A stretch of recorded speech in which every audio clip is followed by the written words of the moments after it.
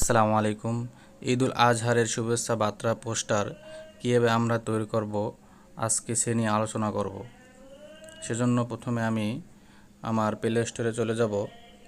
এখান থেকে টাইপ করব EID ঈদ ঈদ মোবারক পোস্টার।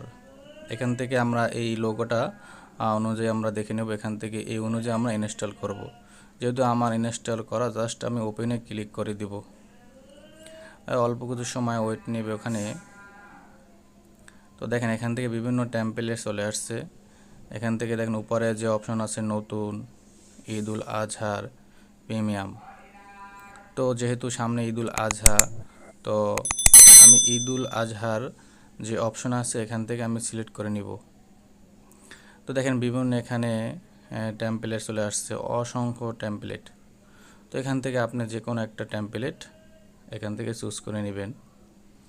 যেমন আমি এখান থেকে একটা টেমপ্লেট নিলাম, আনলক। কিছু সময় ওয়েট নেবে এখানে।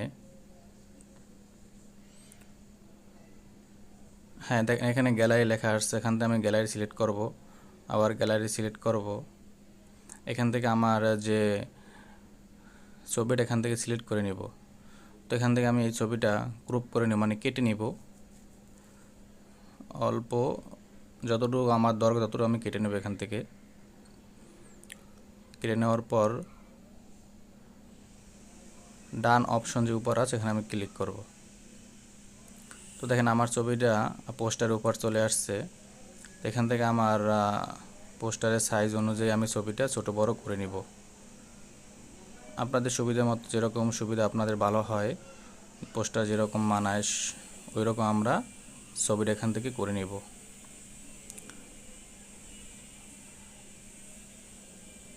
হ্যাঁ এরকম ঠিক আছে। তো এখান থেকে নিচে দেখেন আপনার নাম আপনি লিখতে পারবেন, আপনি যে কোনো একটা নাম দিয়ে দেবেন। আবার দেখেন নিচে সাইডে লেখা আছে, আবার ডান অপশন থেকে এখানে আপনি ক্লিক করে দিলে আপনার ওই নামটা সেভ হয়ে যাবে এখানে। এবার নিচে এখানে আপনার পদবি, ঠিকানা, আপনার যা দরকার আপনি তা দিয়ে দেবেন। এবার উপরে সেভ অপশনে ক্লিক করে দেব। এখন আমি দেখব আমার ছবিটা কীরকম হয়েছে। এই জন্য ভিউ ইমেজে আমি আমার গ্যালারিতে চলে যাব। চলে যাওয়ার পর দেখেন হ্যাঁ আমার ছবিটা এরকম কি সুন্দর হয়ে গেছে আর কি। তো এরকম আপনি এই অ্যাপ দিয়ে খুব সুন্দরভাবে ভালোভাবে পোস্টার তৈরি করতে পারবেন। Thank you.